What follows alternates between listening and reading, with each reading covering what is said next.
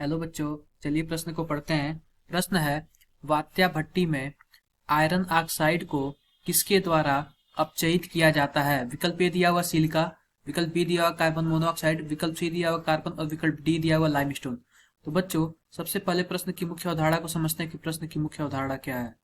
लिखते हैं यहाँ पे मुख्य अवधारणा। बच्चों, मुख्य अवधारणा में हम यह देखेंगे कि सबसे पहले वात्या भट्टी में हम वात्या भट्टी में कैसे आयरन ऑक्साइड को अपचयित करते हैं। तो आयरन ऑक्साइड हम कुछ इस प्रकार ले लेते हैं। जो आयरन ऑक्साइड का सूत्र हम कुछ इस प्रकार लेते हैं Fe2O3, कुछ इस प्रकार आयरन ऑक्साइड का सूत्र ले लेते हैं। अब हम क्या करते हैं कि यहाँ पे दो तरीके से अपचयन होता है इसका।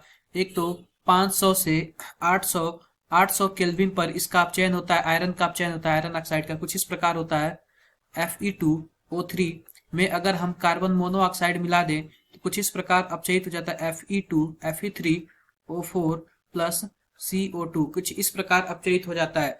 यहाँ से इसको अगर हम बैलेंस करें तो कुछ इस प्रकार 3 से यहाँ पे मल्टीप्लाई कर देते तो 2 यहाँ पे कर देते हैं। तो बच्चों, ये पुनः क्या होता है, ये पुनः Fe3O4 फिर से कार्बन मोनोऑक्साइड से अभिक्रिया कर कुछ इस प्रकार बना देता है 3F और 4CO2 बना लेता है। तो इस प्रकार ये अपचयित हो गया। अगर हम बात करें 900 से 1500 केल्विन पर जो ये अगर हम बात करें बच्चों 900 से 1500 केल्विन पर, तो यहाँ पे जो कार्बन होता है वह क्या करता है, कार्बन डाइऑक्साइड से मिलके कार्बन मोनोऑक्साइड बना लेता है और क्या करता है ये जो FeO है, FeO यह कार्बन मोनोऑक्साइड से अभिक्रिया करके Fe और 2CO बना लेता है। इस प्रकार हम बोल सकते हैं कि जो आयरन ऑक्साइड है वह कार्बन और कार्बन मोनोऑक्साइड दोनों के द्वारा ही अपचयित होता है। तो विकल्प बी और विकल्प सी दोनों हमारा सही उत्तर होगा, बाकी सब उत्तर गलत होंगे।